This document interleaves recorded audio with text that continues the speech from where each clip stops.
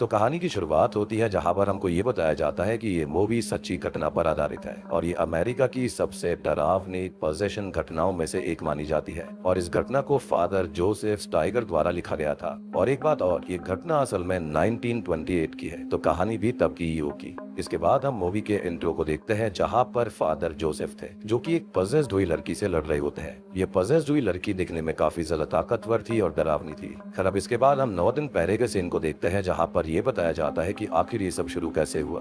अब father Joseph church के अंदर अपनी स्पीच दे रहे होते हैं। वो सभी लोगों को अपने भाई की मृत्यु के बारे में बताते हैं जो कि रिसेंटली हुई थी। दरअसल उनके भाई ने खुद को ही खत्म कर लिया और इस चीज से वो काफी परेशान थे। साथ ही साथ इन्हीं चीजों की वजह से फादर जोसेफ का फेथ कमजोर पड़ते जा रहा था। खैर, यहाँ फादर जोसेफ को कई सारे लोग मानते थे। इसके बाद में सीन चेंज होता है जहाँ वो चर्च के अंदर एक सिस्टर से मिलते हैं जिसका नाम रोज है। अब फादर अपने कुछ काम करने लगते हैं कि तभी वहाँ पर बिशप आ जाते हैं और बिशप जोसेफ के लिए कुछ काम लेकर आए थे। बिशप यानी कि चर्च के जो हेड होते हैं वो। अब वो उसे एक लड़की के बारे में बताते हैं जिसका नाम है एमा श्मिट। दरअसल एमा को ढेर सारी मेंटल प्रॉब्लम्स थी। उसका कई सारे डॉक्टर्स ने इलाज किया लेकिन सभी असफल रहे। अब यहाँ उसे एक्सोर्सिज्म की सख्त जरूरत थी और यही बात बिशप जोसेफ को बता रहे थे। जोसेफ ये पूछता है कि क्या उसे ये एक्सोर्सिज्म करना होगा, इस पर बिशप मना करते हैं। जोसेफ को तो खाली यहाँ पर किसी का साथ देना था और असली एक्सोर्सिज्म करने वाले थे फादर थियोफिलस जो कि एक एक्सोर्सिस्ट होते हैं। जोसेफ ये कहता है कि शायद इस लड़की को साइकियाट्रिस्ट के पास ले जाना चाहिए, लेकिन बिशप जानते थे कि कोई भी डॉक्टर उसका इलाज नहीं कर सकता क्योंकि ये चीज साइंस के परे है। उसके अंदर एक डीमन का वास था। अब बिशप जोसेफ को बताते हैं कि उस लड़की का एड्रेस इसी फाइल में है जो कि बिशप ने उसे दी है। और जिसके बाद में बिशप वहाँ से चले जाते हैं और वो ये काम करने वाला था और अब बस बिशप यही चाहते थे कि वो इस काम को करे और इतना कहकर वो वहाँ से चले गए। बेसिकली ये एक ऑर्डर था। अब थोड़ा सोचने के बाद में फादर जोसेफ मान गया था और उसने एमा की फाइल को देखा और फिर उसे चर्च में लाने का इंतजाम करा। इसके बाद उसे चर्च लाया गया जहाँ पर एमा की आंखों पर पवित्र पट्टी बांधी गई। इसके बाद जोसेफ जो होता है वो फादर थियोफिलस से मिलने जाता है जो कि चर्च में ही बैठे हुए थे। अब जोसेफ को यहाँ आने में थोड़ी देरी हो गई थी और इसलिए वो थियोफिलस से माफी मांगता है क्योंकि उसको ऐसा लग रहा था कि फादर थियोफिलस अभी स्टेशन पर होंगे। अब यहाँ थियोफिलस ये कहने लगता है कि जो डीमन एमा के अंदर है वो उनकी चाल को नाकामयाब करने की पूरी कोशिश करेगा, लेकिन उन्हें उससे बचना होगा, अपने फेथ को स्ट्रॉन्ग रखना पड़ेगा। खैर, अब ये लोग मदर सुपीरियर के पास ले जाते हैं जो कि एमा की ही फाइल को देख रही थी। मदर सुपीरियर और ये लोग एमा के बारे में बात करते हैं, लेकिन इसी बीच वहाँ पर रोज आ जाती है जो कि घबराई हुई थी। वो ये बताती है कि एमा खाना नहीं खा रही है और तो और सबसे बड़ी बात की वो बिल्लियों की तरह हसीन आवाज कर रही है। और ये सुनकर फादर जोसेफ थोड़ा सा घबरा जाते हैं क्योंकि रोज उसके काफी करीब थी।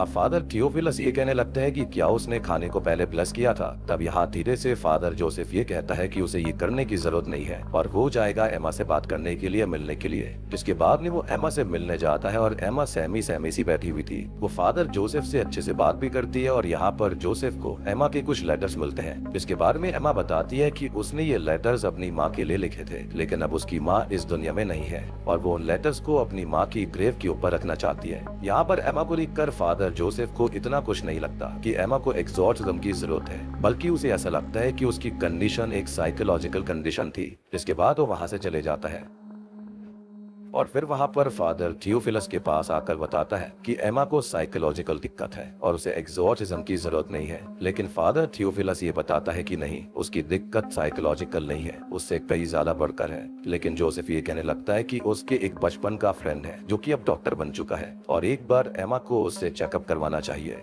इसके चलते उसे शांति मिलेगी। ये सुनकर थियोफिलस कहता है कि अगर वो यही चाहता है तो वो ये कर सकता है और उसके मन की शांति के लिए ऐसा करना गलत नहीं होगा क्योंकि उसका फेथ एक्सोर्सिज्म में पक्का होना चाहिए। लेकिन होता यह है कि ऐसा कुछ नहीं होता और सीन अगले दिन पर आ जाता है जहाँ पर मदर सुपीरियर और दूसरी सिस्टर सभी साथ में थे, जहाँ पर आज जो पहला रिचुअल एमा के ऊपर परफॉर्म करने वाले थे। और ये जो एक्सोर्सिज्म की प्रक्रिया होती है ना, वो एक बार की नहीं होती। यहाँ पर कई सारे एक्सोर्सिज्म लग सकते हैं एक डीमन को हटाने के लिए। खैर, अब यहाँ फादर जोसेफ का काम था कि डीमन जो भी बोले उसे वो नोट करना था, चाहे वो लैटिन भाषा हो या फिर कोई और यहाँ पर जो कुछ भी होगा वो भी उसको नोट करना पड़ेगा। अब इसके बाद पहला रिचुअल शुरू होता है जहाँ पर रिचुअल के दौरान डीमन को तकलीफ हो रही थी, लेकिन रिचुअल के बीच में ही एमा अपनी गर्दन को मोड़ देती है जिससे कि वो बेहोश हो गई थी और इसलिए उन लोगों को रिचुअल रोकना पड़ता है। और ये देखकर फादर जोसेफ कुछ ज्यादा खुश नहीं लग रहा था और उसके अंदर अभी भी एक चीज चल रही थी कि एमा को उन्हें डॉक्टर को ही दिखाना चाहिए। जोसेफ के मन में इतना डाउट इसलिए था क्योंकि आज से पहले वो किसी भी तरह के एग्जॉर्सिज्म में इन्वॉल्व नहीं हुआ था।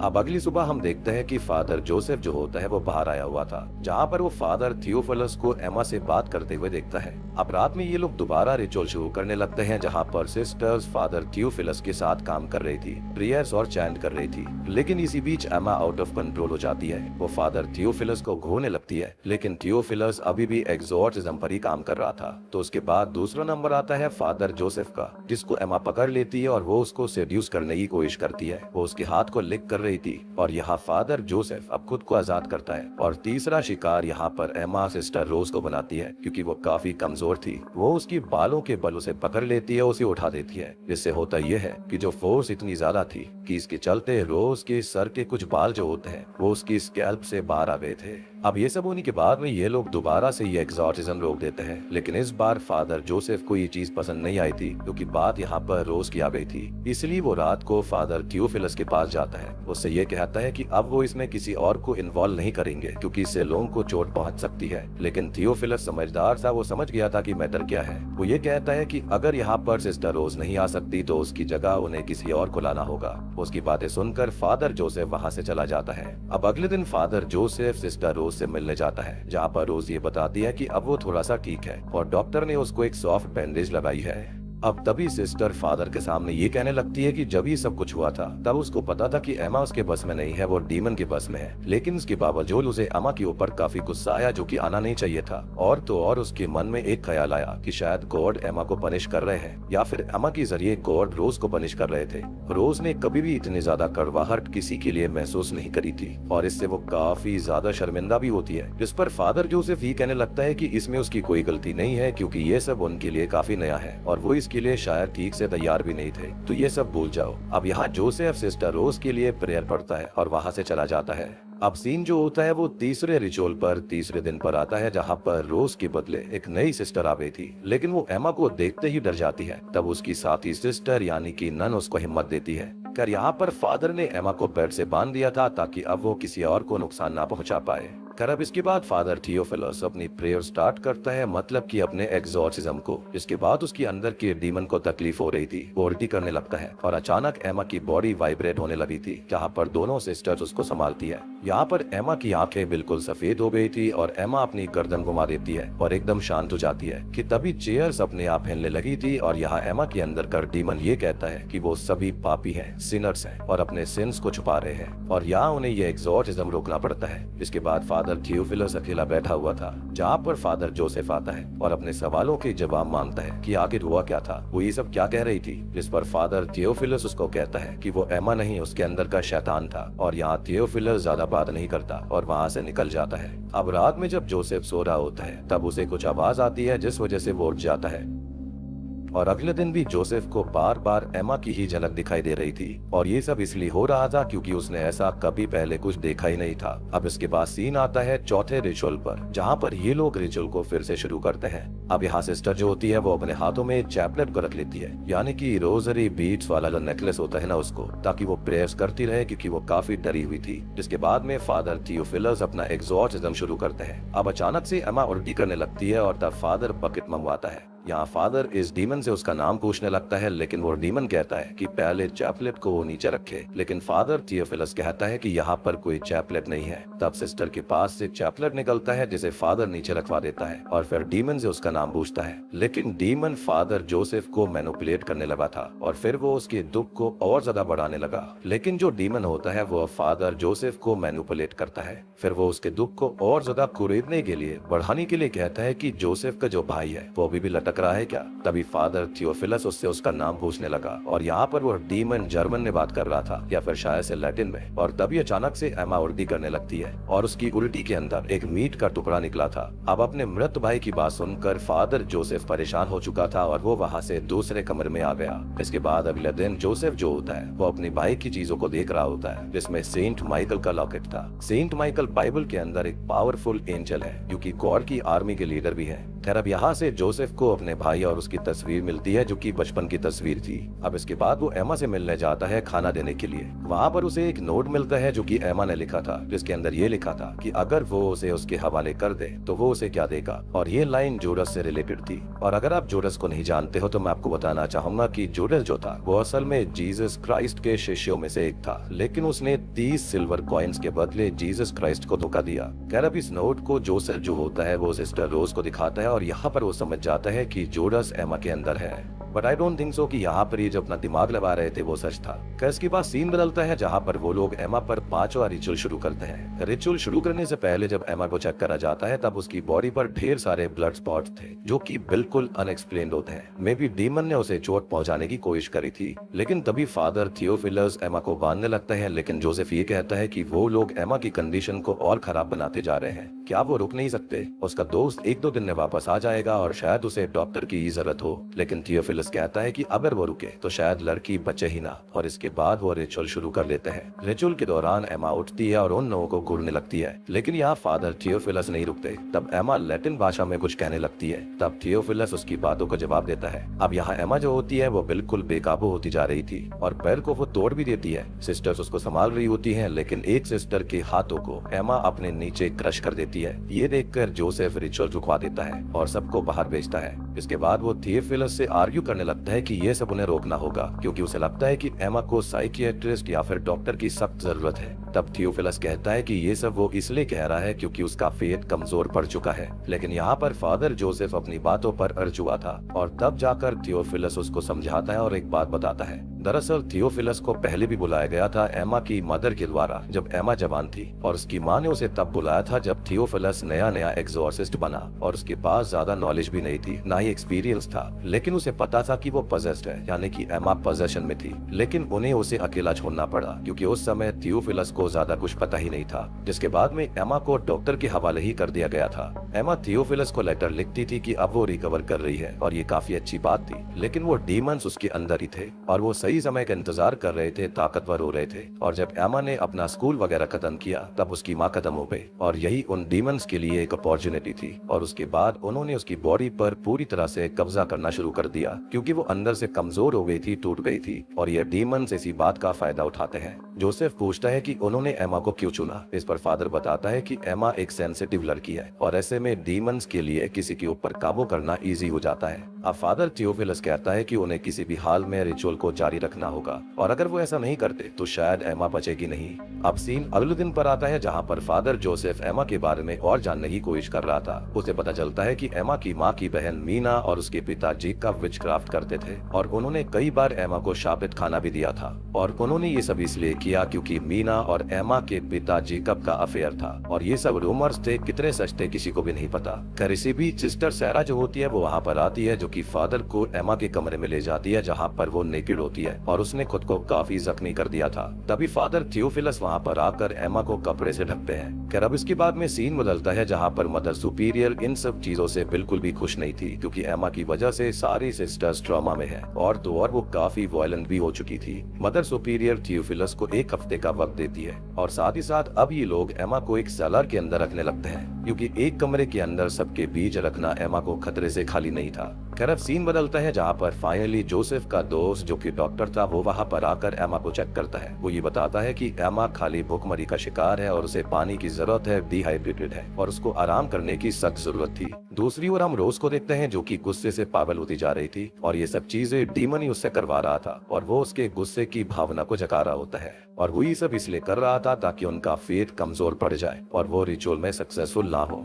अब इसके बाद हम फादर जोसेफ को देखते हैं जो कि चर्च में प्रेयर कर रहा था कि तभी उसे एमा बार बार दिखाई दे रही थी। डीमन उसके दिमाग के साथ खेल रहा था। तभी वहाँ पर बिशप मिलने आते हैं और उससे एमा की कंडीशन पूछते हैं। जोसेफ बताता है कि एमा की कंडीशन ज्यादा ठीक नहीं है। अब तब बिशप उसको ये कहता है कि वो एक पैरिश फादर है और उसे हिम्मत रखनी चाहिए। खैर इसके बाद फादर जोसेफ को चर्च के अंदर दिखाया जाता है जहाँ पर उनसे मिलने सिस्टर रोज आती है और वो ये बताती है कि जिसका हाथ एमा ने क्रश कर दिया था उसे आराम की जरूरत है और इसलिए उसकी जगह वो आएगी। अब सीन आता है छठे रिचुअल पर, जहाँ पर रिचुअल शुरू हो जाता है, लेकिन रिचुअल करने के दौरान डीमन दोबारा जोसेफ को उसके भाई की मौत के लिए चिढ़ाने लगता है। इसको लेकर फादर जोसेफ का दिमाग खराब हो गया था और इसलिए वो वहाँ से चला जाता है। इसके बाद एमा बेहोश हो जाती है, लेकिन असल में वो डीमन की चाल थी। यहाँ पर एमा खुद को आजाद करके दीवार पर चढ़ जाती है, लेकिन फादर थियोफिलस उसको शांत करता है। अब सीन बदलता है, जहाँ मदर सुपीरियर प्रे कर रही थी कि तभी उसे कुछ आवाज आती है, यानी कि अब चर्च के अंदर भी डरावनी घटनाएं घटनी शुरू हो गई थी। अब दूसरी ओर हम थियोफिलस को देखते हैं, जहाँ पर फादर के रूम में एक डिमोनिक फिगर आती है जो कि लैटिन में उससे बात कर रही थी। और यहाँ मैं आपको ये बताना चाहूंगा कि असल में ये डीमन फादर थियोफिलस की हिम्मत तोड़ने की कोशिश कर रहा था। अब दूसरी ओर हम देखते हैं कि सिस्टर रोज पजेस्ड हो गई थी, जहाँ पर सिस्टर रोज पोजीशन की हालत में शीशे में खुद को घूर रही थी और इससे मिरर टूट जाता है, लेकिन तभी उसकी साथी सिस्टर उसे रोकती है और तब जाकर रोज होश में आई।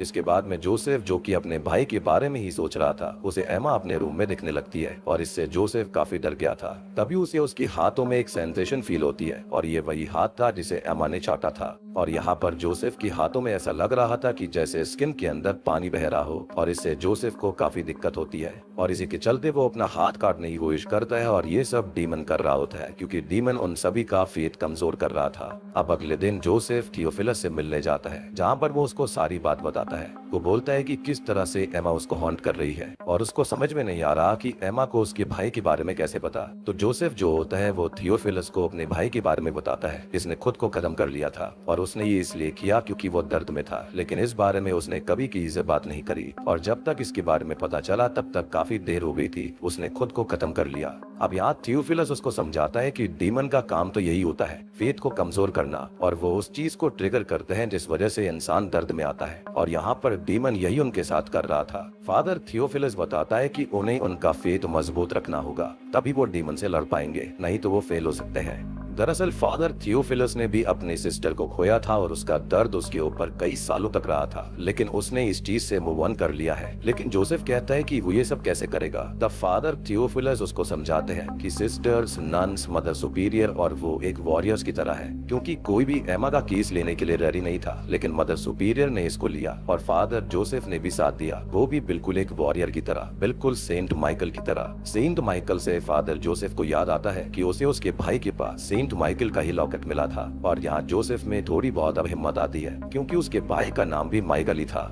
जिसके बाद हम एमा को देखते हैं, जो कि पानी पीने की कोशिश कर रही थी, लेकिन डीमन उसे पानी पीने नहीं देता। इसके बाद थियोफिलस उसे बाहर लेकर जाता है, जहाँ पर वो थियोफिलस को अपनी माँ के लिए लिखी हुई लेटर्स देती है ताकि वो उसकी माँ की ग्रेव पर उनको रख सके, लेकिन थियोफिलस कहता है कि ये काम वो खुद करेगी और यहाँ पर वो उसको हिम्मत देता है कि उसे बचना होगा, जिंदा रहना होगा, लेकिन एमा के जोर डालने पर वो लेटर्स को रख लेता है। अब इसके बाद शुरू होता है एक और रिचुअल के दौरान एमा बेकाबू हो रही थी और यहाँ पर हमको पता चलता है कि एमा के अंदर मल्टीपल डीमंस थे, यानी कि एक डीमन का वास नहीं था। अब तभी इन सभी नन्स में से हम सिस्टर कमीलिया नाम की एक नन को देखते हैं, सिस्टर को देखते हैं, जो कि एक स्पेनिश सिस्टर होती है। डीमन कमीलिया को मैनिपुलेट करने लगता है, लेकिन उसका फेथ काफी स्ट्रॉन्ग था, इसलिए वो मैनिपुलेट नहीं होती, लेकिन डीमन कमीलिया को बिस्तर से दबा देता है और तभी वहाँ पर मदर सुपीरियर आ जाती है, जहाँ पर डीमन उसके ऊपर भी वही मैनिपुलेटिव स्ट्रेटेजी ट्राई करता है, लेकिन मदर सुपीरियर को कुछ फर्क ही नहीं पड़ता। जिसके बाद सभी लोग बाहर बैठ जाते हैं, लेकिन इसी बीच एमा वहाँ से भाग जाती है।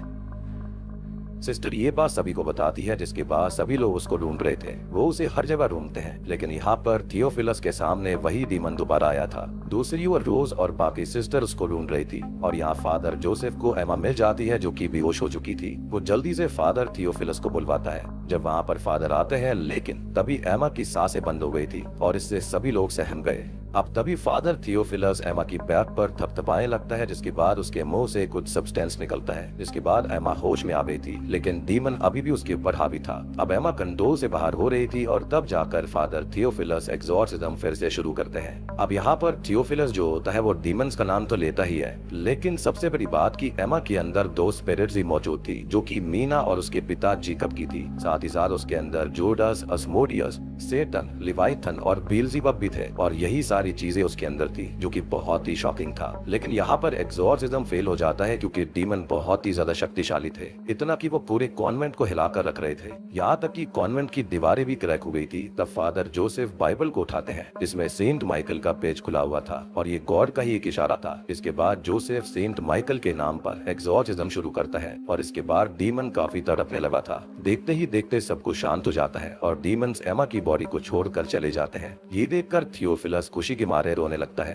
क्योंकि ये उसके लिए एक बहुत बड़ी जीत थी। अब यहाँ पर हमको बताया जाता है कि एमा श्मेट्स रियल में थी, जहाँ पर बहुत से लोग ये मानते थे कि एमा की कंडीशन साइकोलॉजिकल और मेडिकल है, लेकिन काफी लोग मानते थे कि वाकई में एमा के अंदर कई सारे डीमंस थे, सेटन खुद था। लेकिन ये सब होने के बाद एमा ने अपनी जिंदगी पीसफुली जी। अब आगे फादर जोसेफ और थियोफिलस ने अपने इस काम को चालू रखा, यानी कि अपने मरते दम तक, और मरते दम तक उनका फेथ बिल्कुल जिंदा था, अड़िग रहा था। और आगे थियोफिलस टाइम मैगजीन के अंदर भी आया था और जोसेफ के नोट से कई सारे आर्टिकल्स और डॉक्यूमेंट्री भी लिखी गई थी। इसी के साथ में यह खतरनाक रिचुअल मूवी यहीं पर खत्म हो जाती है।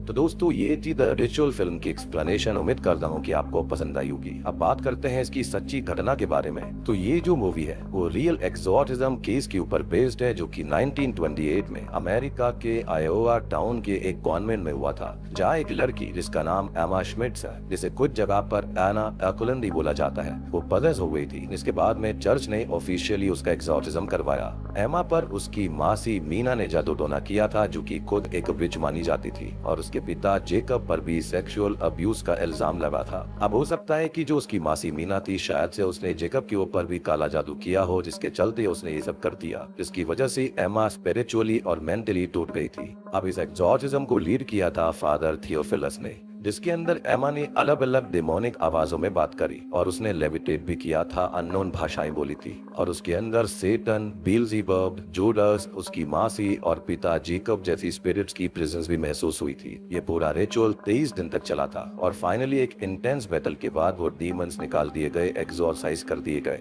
इसके बाद एमा रिकवर कर गई थी, लेकिन उसका जख्म और हॉन्टेड मेमोरीज कभी भी पूरी तरह मिट नहीं पाई। लेकिन फिर भी उसने एक पीसफुल जिंदगी जी थी। अब देखो कई लोग मानते हैं कि एक मेंटल डिसऑर्डर था, कई लोग मानते हैं कि उसके अंदर वाकई में ये स्पिरिट्स और डीमंस थे।